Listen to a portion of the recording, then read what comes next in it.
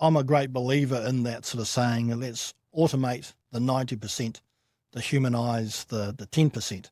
And that 10% is really the most important. That's when you're able to have people sort of face to face with other people and be developing that relationship, as opposed to have time taken up doing admin tasks and various things. So having sort of had that experience in sales and marketing automation and sort of being in software, we've certainly looked to really harness how we can use automation. You're listening to Home Care Hindsight, the podcast where we talk with home care leaders about the big mistakes they've made and the even bigger lessons they've learned along the way. I'm David Knack, head of sales here at Zeabe, and I've built a career on the idea that we learn a whole lot more from our mistakes than from our successes, which is great because I've made a lot of mistakes. I've gotten to know some of the leaders in this industry who've built amazing businesses and are super well respected. So I thought it'd be fun, instead of asking them about the great things they've accomplished, to have them tell the story of one of the biggest mistakes that they've made and how that mistake changed their thinking and the way they run their business.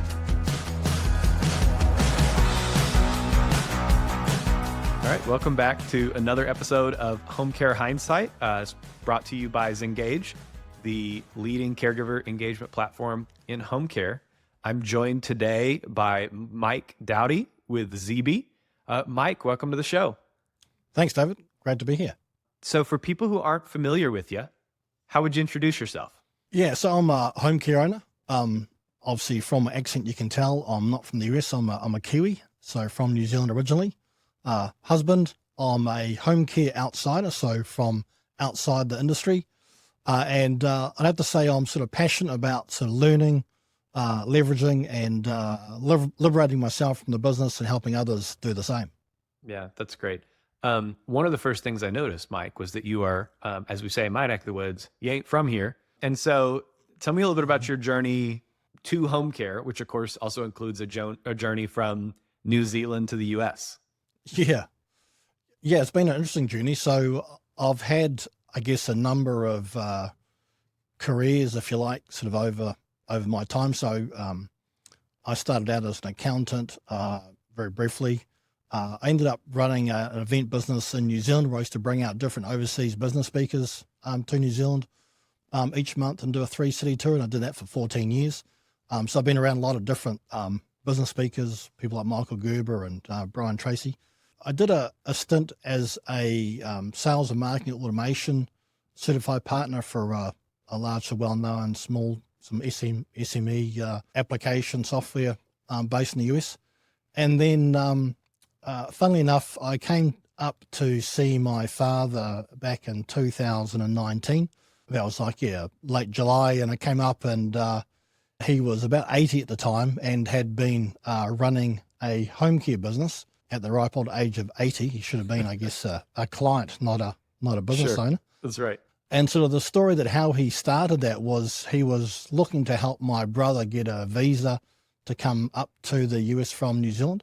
And my father had been, originally they'd been thinking about doing sort of technical skills or sort of IT assistance to the seniors, because my brother was sort of reasonably technology orientated. And my father had been sort of on a property that he owned, talking to a contractor, and the contractor said, I know a couple of ladies that do home care. Yeah. And Dad was like, well, what's that? Sure. He said, well, you should meet them. So they did. And he ended up deciding to start a home care business to help my brother get a visa to come up to the States. My brother came up, Dad introduced him to Pam, who used to groom their little sort of deaf and blind dog. They fell in love. They got married. Chris didn't need a business to get a visa.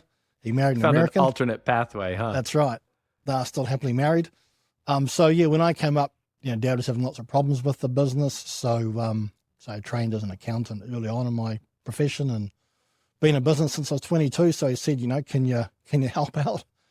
So I got involved in the home care business, back at the end of 2019, beginning of 2020, and then sort of took it over, and we were luckily to sort of 3x the business within about sort of 15 months of taking it over. So we had some pretty quick growth. Yeah, that's really impressive results.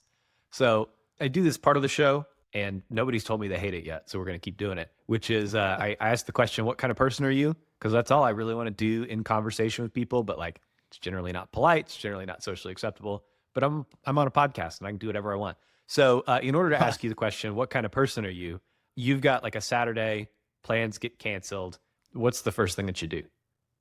Like I said, David, I love to learn. So, a really relaxing Saturday morning for me is sort of my feet up, watching sort of YouTube, watching something like the All In podcast or My First Million. I've learned over the years that I have the learning gene, and I'm lucky I can learn without there needing to be an outcome. Sure. So I'm happy just to learn for the sake of learning, not that I have to rush off and do something with it. Yeah.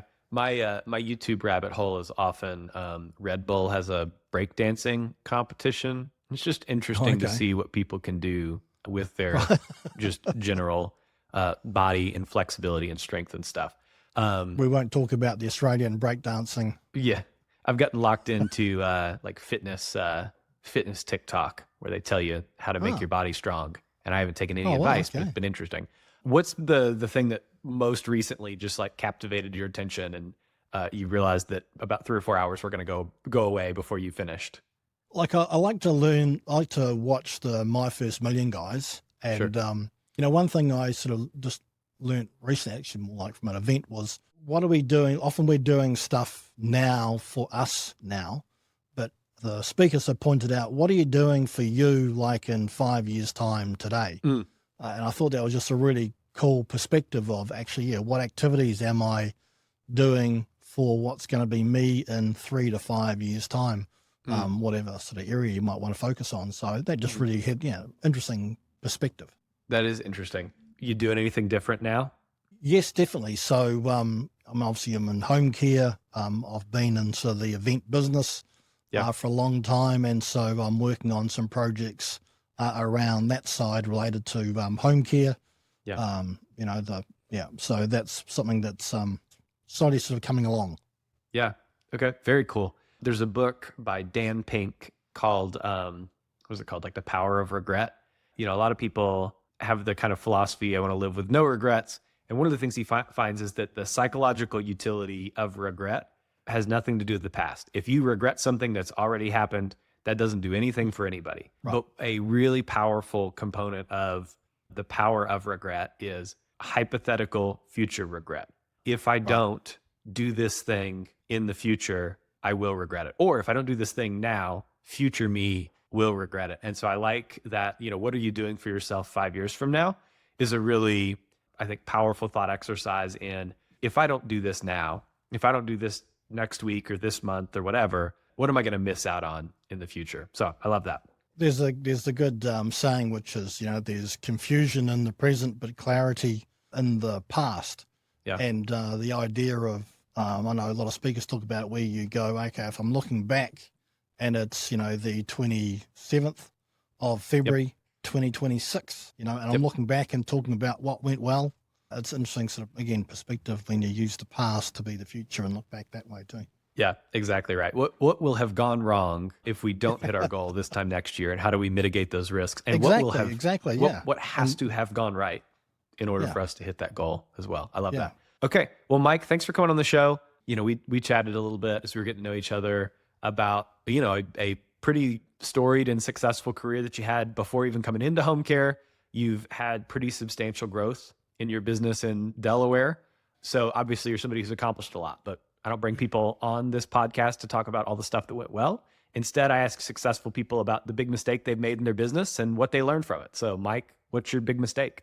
Big mistake. Let me sort of describe that by sort of telling, I guess, a story to start off with. So, like I mentioned, I used to bring out speakers to New Zealand. I was fortunate to have brought a speaker out to New Zealand called Michael E. Gerber, wrote a book called The E-Myth Revisited with, and if you've ever heard that saying, sort of work on your business, not in your business, well, Michael was a person that coined that phrase. And back in the early 90s, he was voted by Inc. magazine as the #1 small business guru in the world. So, he had a fair amount of credibility. And I happened to be having sort of dinner with him in Wellington the night before our Wellington event, and we were talking about our business, or the business I ran then, and we had franchised and we were looking to franchise into Australia at the time. So I was asking Michael for some advice since, he was, I guess, such a well-respected business person. Sure. And he gave some advice, which we took. However, so later on, that advice turned out to be not so great. And not because of what Michael said, but because of the fact that I had a perspective and a view which sort of, I guess, included things that he wouldn't have been aware of. As a result of that, I sort of learned a valuable lesson because it led on to some other issues, which was, take lots of advice, but ignore it all. Sure. And what I mean by that is you want to take lots of counsel, but at the end of the day, you want to make sure that you make the decision from, your perspective. And I guess there's sort of, and so it's certainly something I've learnt to rely on sort of my perspective. And there's sort of a second part to that as well, which I think is really important because it's not just about my perspective. Through the years, I had the option to sort of get or have done on me so lots of different sort of psychometric tests, which are personality profiles. And through that, I have learnt both, what are sometimes, coined those zones of genius. I've really learnt what's my zone of genius and also what are the zones of genius or the talents of the people around me. Sure. And I've sort of learnt, I feel like, through some of the mistakes to lean on mine and also others in terms of what their talent is, knowing what their talent is, and then really leaning on that when you need to and working that as a team. So that's sort of been a really interesting learning. How do you think you've applied specifically the get lots of advice and ignore it all within your home care business? Because you've been in it a while now, but still a relatively new entrant, very much an outsider in the home care business. Yeah, I think talking to people, listening to people, getting their perspective, like I said, coming in as an outsider into home care, home care is reasonably sort of complex.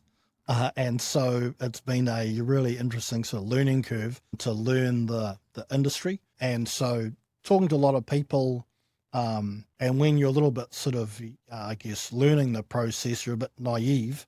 And so through that process, I've also learnt just to trust my sort of, gut instincts and what seems practical in various situations, so especially in a regulated type industry. So just, relying on your practicality, but say seeking a lot of information and advice. And people have some cheat codes, so it's talk to the people that have those. Yeah, makes a ton of sense. Who's the person on your team, their zone of genius is the thing you need the most? I'm really fortunate to work with my wife, Barbara, in the business. And obviously we met through the business, as a lot of people, I guess, do. Sure. And what's really interesting is she has a unfathomable ability, sort of in my eyes, to get stuff done so quickly.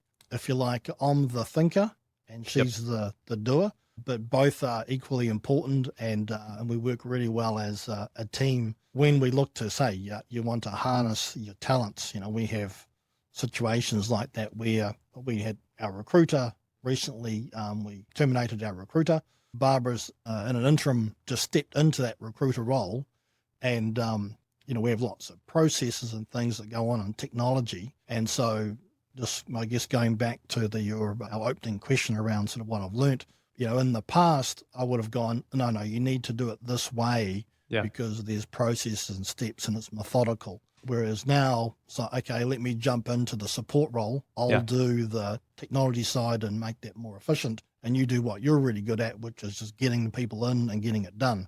Yeah. So that's means we just lean on each other's talents and just work really well together. So that's mostly where I've sort of applied that approach. Your experience here is contradicting the thing that I've heard from a few of my other guests, which is the worst decision I ever made was to hire my spouse. And it sounds to me like maybe the best decision you ever made was to hire your spouse. So give the people some practical advice on how to balance the work relationship and the not work relationship. I guess like you hear a lot of people say, it's really important in terms of, the spouse that you choose in life, and working well. I think one thing just with it, we were sort of fortunate that we met through the business. So we got to know each other, well before we were effectively in business together, sort of in that sort of relationship. So we're sort of we're different in our approaches, but we're very common, I guess, sort of in our values and our approaches in some ways. And I remember when Barbara first started, we did, like I said, We did lots of psychometric tests. We use psychometric tests in the team a lot. So, that really sort of gave us an understanding of how, and we just shared each other's sort of profiles as a team. So we got a really good understanding of why people are why they are. And I found that sort of takes out the personality aspect to it a bit more. Sure. It makes it a bit more objective. It's like, Yeah. oh, I get it. You like that, not because I'm frustrated or whatever. It's because that's just the way you're wired. And so I can be a lot more empathetic and vice versa. But like, you just got to have your time, you've got to have your time away. When you're outside the business, like you say, you've still got to switch off and have that downtime from the business, because otherwise it can be very consuming. Yeah. You've mentioned different psychometric tests, and I'm familiar with, Myers-Briggs and the there's like the strength finders, and there's like the Enneagram. There's a bunch of different ones of these. What's your favorite one right now that you think is specifically useful for this line of business? Yeah, so we've used predictive index and done that sort of right up front before the interviewing process. So let's see if the person actually is the right fit for the role even before we interview them. So we've sort of got our odds stacked in our favor. If they are the right person and once they're sitting in that seat, if you like, then we look to use strength finding. Like, okay, there's a mix with that person with their talents, which is going to be different than another person with that same predictive index profile. So what's this particular person's talents and that recipe, and how can they use that in that particular job? So that's something we use a lot now, and I found that really effective. And then I would also say, as a business owner years ago, I did a test called Wealth Dynamics, and Wealth Dynamics I think it's based on an old Chinese profile test, but it has taken a profile and applied it to the entrepreneurial cycle. So you have, an idea, you have someone going out promoting it, you have support that's required, you have deals that need to be made, you have sort of control that's required over what's going on, and then you have the ability to leverage, and want to duplicate the business in some way. So there's sort of like a cycle, if you like, of business. And so, like they say, Richard Branson is, if you like, a really creative person. He's that idea person. So I use that, and that really allowed me to understand, where I am, which what they call a mechanic. So I'm really good with things that are currently going, and I like to then make them more efficient and leverage it. Yep. If you want me to start a business from scratch, Sure. not a good way to approach it for me. So I found that also really useful in understanding what's your zone of genius, even in like the entrepreneurial cycle. Yeah, makes a ton of sense. So all of those sound like get different kinds of applications in the business, but sounds like StrengthsFinder has been the most useful for if somebody's got their current office team, they're looking at their roles and responsibilities and thinking that maybe we want to make some tweaks and changes to those. Starting with StrengthsFinder could be a great place to figure out, okay, which of these tasks corresponds to what these folks are good at. Absolutely, yeah. What are their talents, and how can they use the talent? Because you can use a talent in any different situation if you're aware of what the talent is. Yeah, makes a ton of sense. Yeah. Okay, let's move to something that you think is really underrated in home care. It's super valuable, but typically it's not on people's list of top priorities that they're working on. Well, I guess this will be something sort of after your own heart in a sense. I'm a great believer in that sort of saying, let's automate the 90%, to humanize the 10%. And that 10% is really the most important. That's when you're able to have people sort of face to face with other people and be developing that relationship, as opposed to have time taken up doing admin tasks and various things. So having sort of had that experience in sales and marketing automation and sort of being in software, we've certainly looked to really harness how we can use automation.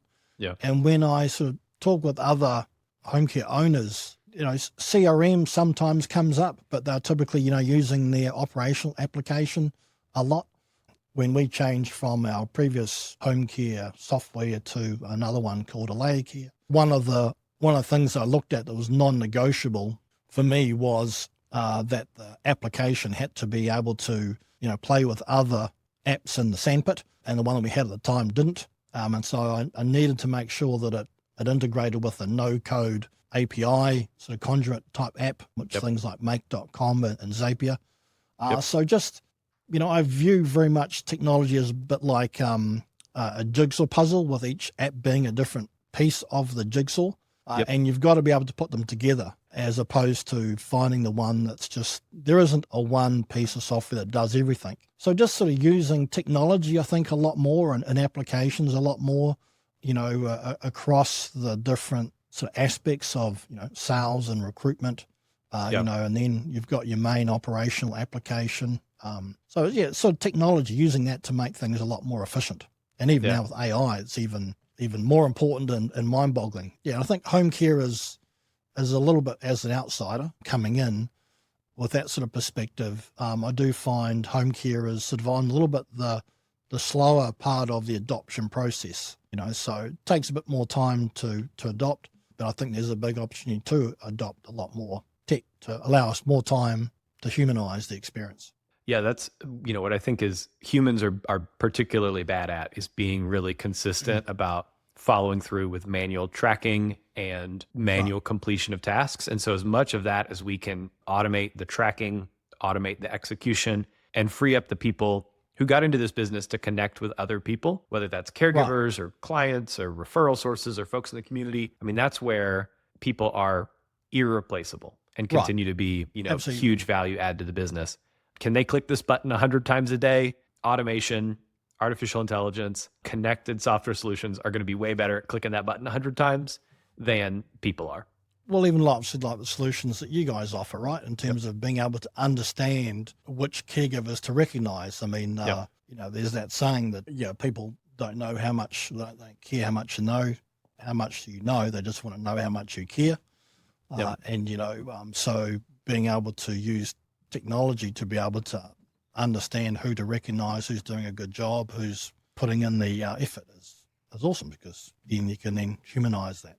Yeah, one of the things, this is a little plug, but one of the things lately that we've been doing is we've implemented some video messaging, and some of our clients are starting, when they do a QA visit, which can, I think, feel like Big Brother, or we're checking in on you, the caregiver. Right. One of the things that some people have started to do is, if the caregiver is cool with it, to do a quick video where you say, "Hey, Mike, we're just visiting you and your client. You're doing really great work, and we just really appreciate you." And, specific examples of the kinds of things, you've just learned this skill, you've just gotten your dementia certification or whatever the case may be. And we just really appreciate you being on the team. And then that gets sent out to everybody. It's a great way to shout that person out, acknowledge them specifically. But that kind of thing sets the tone for the culture and gives people the confidence that, like, when we show up to do a QA visit, we're trying to catch you doing the right things. We're not trying to catch you doing the wrong stuff. Absolutely. And we spend so much time, especially with caregivers, and I know I've heard that other guests talk about this on your podcast as well, that we spend so much time catching them doing the wrong thing. Yep. And what resource are we investing into them to catch them doing the right thing? Because every time we call, it's either get them to take up a shift or something they've done wrong. So trying to put some energy into catching them do the right thing, I think, is critical. Yeah, you're preaching to the choir here, creating a culture of excellence and consistency and great performance in our caregivers. Right. Then your best caregivers don't have to think, gee, do I just work with a bunch of folks who are terrible at their jobs? Because all I ever hear about is, well, Mike called off and I've got to pick up his shift and all that. And so when we are able to socialize and share all the great stuff that's happening, because we see it and because it's tracked and because it's, automatically taken care of, our best caregivers realize that they're actually in the right place, because they're surrounded by passionate people who love their jobs and love their clients and are providing great care. All right, let's talk. We talked about a big mistake that you've made. What's a little mistake that you see home care owners make all the time? And if they quit, it'd make their lives or their businesses like 10 times better. Like I said at the beginning, I have to preface this. So the mistakes that I see other home care owners make are, first and foremost, are ones that I've made before. That's how I see them, because I've been there and made the same mistake. And we all go through that sort of process. I guess I would answer that by just sort of doing a little, almost like a little role play with you, David, right? If I was to say you're a home care owner, and what I want you to do is, on Monday when you go in, or when you're at home before you go into the office, you're going to ring the office and you're going to say, "Hey, it's David here. I'm ringing in well." And they'll go, "What do you mean well?" And you'll say, "Well, I'm not coming in for the next 6 months." The one thing you are allowed to do to understand how well your business is going is ring in once a month and ask 6 questions to give you an understanding of how well the business is doing. And so, a lot of the viewers might be thinking, okay, well, I guess first off, I'm going to be thinking about sort of billable hours. Others talk about sales, but we focus on billable hours. That's great. We want to make sure that those services we're providing, we're making a profit on them, so our gross profit. And then also, is the business itself making a net profit? Are we making a profit after everything's said and done? So those are, 3 things that everyone typically sort of thinks about. The fourth, we want to make sure if we're delivering services and we're making money on those, are we getting or collecting the cash from those services? So, for example, our KPI is what's our debtors to sales ratio? How many weeks of sales have I got tied up in my debtors? And we want that to be a low number. Then it becomes like, okay, so the business is a collection of people. So how do we go about getting an idea of the team, the clients, the caregivers? And so you've got services out there where they do the net promoter score that you're doing with the clients. You can do that with the caregivers, and you can do that obviously with your office team. And so if you're growing in terms of your billable hours, you're making money on those, you're collecting them, and the team, the caregivers and the clients are happy, your business is going well. So I think a lot of people tend to stop at the billable hours and not sort of flow through into what are the other sort of KPIs they can be measuring. Also, the accounting in me, accountants, we measure the past. Well, that's great, but we can't change that. The past is the past. It's done. So with what we do around sort of trying to be a data-driven sort of business is looking at what are the other leading indicators, not lagging indicators that tell us what's likely to happen in the future. So I think a lot of home care owners, and say me included in the past, we've looked at sort of the lagging indicators, just those measures of the past, and not looked at what are other things that might give us a better understanding of what's about to happen with those results. And that becomes sort of activity. Often it's an activity style measure. So it's what's the activity that's happening, because that's going to drive the result, as opposed to measuring the result. Well, I'm thinking like lagging indicator is how many referrals did we get in the past week, month, etc. The leading indicator would be how many face-to-face visits did we do with qualified referral partners. Exactly. For recruiting, how many caregivers did we hire versus, okay, how many leads did we get? How many interviews did we do? How many people did we schedule for orientation? And you can start doing the funnel math there. And then you can start impacting those metrics, right? Okay, we got 10 referrals in the last month. If we wanted to get to 15, what are the things that we need to change in terms of volume of activity, the quality of that activity that's going to impact that lag measure? Absolutely. And it's also quite motivating, because when you're looking at, a lagging indicator, you either sort of achieved it or you didn't. It's either a yes or a no, as opposed to a leading indicator where I'm on the journey. It's progress. So, it's that sales analogy of, every call I make, I'm one step closer to a yes, and I know that I'm just going to make 10 phone calls and I'm going to hit that. So I find that people are a lot more motivated by activity and leading indicators.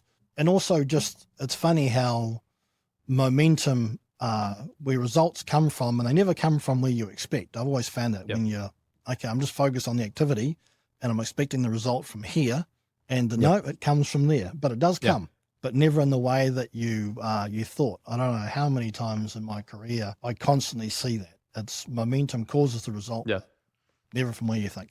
Yeah, my experience with sales is that sales is basically magic, and you are giving all this attention to all these places, and sometimes you can feel like you're banging your head against a wall, and people are just not responding, and it's not the right fit, and it's not the right time, and then all of a sudden, out of nowhere, there's this windfall that happens, and it is not possible in most cases to draw the straight line between all the stuff I was doing over here and what happened over there. But I've picked to believe in my life that when you do the things over there, that in some, I don't know, it's like quantum entanglement or something. The particles are all connected and are moving. It is magic. And I think that that's true for every kind of one of these activities where the outcomes are to a large extent out of our control. That's both good and bad, because sometimes stuff happens that is good that we candidly had nothing to do with. But I choose to believe that if I had not been doing the stuff I was supposed to do over there, that this good thing over here would never have happened for me. Absolutely. There's that like meme that I've seen, which is like, the perception of success, it's a nice sort of dot here and a dot there and a straight line, and then there's the sort of, that's a perception of success. And then there's reality, and it's just like, it's all over the place. Eventually gets there. Yeah. It's not even a roller coaster. It is, you're teleporting from different states of anxiety to others. Yeah. Well, one of the guys on My First Million, I thought that this was a good little exercise too. He created like a little Slack channel for himself, just for himself and his messaging app. When he would have something really amazing happen, he would just go and put like a little few lines in there into the Slack channel. And then when something really bad and crappy happened, he'd do the same. Yeah. And he said, when he looked back, it was really good because when he had a really bad day, he could look back up and scroll up and go, good things do happen. It was just, a few weeks ago. And then when something really good happens, he could scroll down and go, but just keep your feet on the ground because, other stuff's still going to occur, and I thought that was a good way, like you talked about the roller coaster approach, right, in business. And it's like that. It's like you got to remind yourself of the highs and the lows. I remember seeing somebody was talking about they'd sold their business that they had bootstrapped and had grown for like $100 million. And they talked about the insane emotional roller coaster that takes place after you do an exit like that. And at the end of it, right, as you've gone through, I have become God, everybody thinks I'm amazing, to what if I never do anything good again in my entire life? That you end up like 2% happier than you were before, but you have a lot of money to show for it. And I think it is like the secret to this business is being able to ride that roller coaster and not let the highs make you think you're better than you are, and not let the lows make you quit or give up or make changes that are not the right changes for your business. And I think, having that kind of centeredness, that kind of perspective is so important. As they say, I remind myself this is every day, like it's a marathon, it's not a sprint. But we want it to be a sprint, but it's not. It's a marathon. Exactly right. Okay, well, we've talked about a lot of mistakes that you've made, that you see other people make, but I always like to end these episodes on a high note. And so what's something that's happened lately in your business that you're really proud of? Beginning of last year, we went about setting up a remote team up in the Philippines, and we have sort of, I think it's 8, and sort of a growing number of people that support the business based in the Philippines.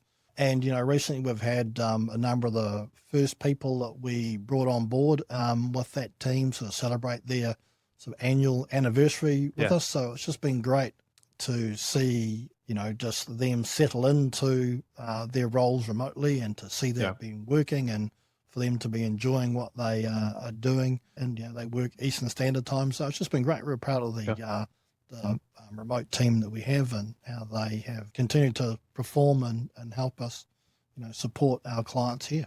What are the biggest areas of responsibility that you've given to that remote team? We've recently brought on an integrator, which everyone's familiar with, sort of EOS, is, if you like, the person who's going to be sort of responsible for, making sure everything's working. And so I guess like currently they're going to look to take over a lot of the things that I do.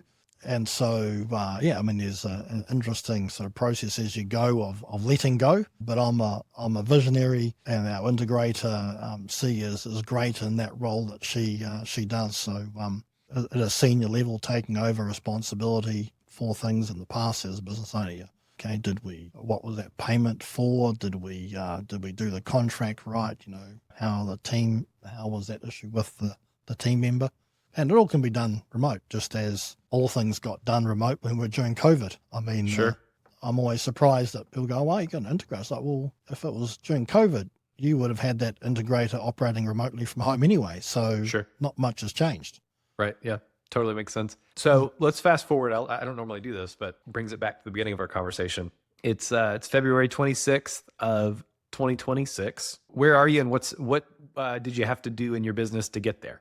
That's a great question. So the thing that we would have done would have been to keep the rhythm of the business and our sort of one-on-one meetings and our weekly meetings and our leadership team meetings, we would have kept that sort of rhythm going throughout. And we've found that, talking about leading indicators, that's a really good one. If we continue that rhythm, we find that we progress bit by bit. And, in those meetings, I'm a great proponent of a thing called the balanced scorecard, which is a framework. I personally really need a framework to make sense of things and be able to filter out the noise. Yeah. And so we have that sort of built in our software that we use along with, the KPIs and stuff. So we are all sort of really focused on what are the projects that we are doing that support each of the sort of rungs of the balanced scorecard approach, which really briefly, everyone has a financial goal, but to achieve those financial goals, your customers must have a certain perception. Am I a one-stop shop or am I a niche? So they've got to have a perception. And then for that perception and the customers to occur, you need to have internal processes. Might be marketing going out to the customers saying we offer all these services, or we just do this particular area. So we have internal processes, and then under that there's the learning and the growth, which is where more the projects come in, and laying things out like that where one supports the other. You soon see, I've got this, objective, but there's nothing supporting it actually to make it happen. And then you can link that back to KPIs and just activities. So I think if we maintain that sort of focus and that rhythm, then I think, we will get there in the end, but the path, as we talked about, must be not a straight line. Yeah, makes sense. Before we sign off today, what do you want to plug? Where can people find you? They can find me on Twitter or X, Mike Doughty. They can find me on LinkedIn, and then also I've got a website, the Knowledge Gym, which is what I'm looking to launch, which is the Knowledge Gym for home care. Where home care owners go to get business fit. So you can check out theknowledgegym.com. That sounds great. Well, we'll put all that in the show notes. And Mike, thanks so much for coming on the show today. I really enjoyed it. Awesome. Thanks, David. Great to be here. On behalf of the team here at Zeabe, thanks for listening to the show. We'll be back next week with another episode, so be sure to subscribe wherever you listen to podcasts on Spotify or Apple or YouTube. Leave us a rating while you're there. It helps other people find the show. If you have comments on the show, drop me a line, david@zeabe.com. Would love to hear from you, chat with you there.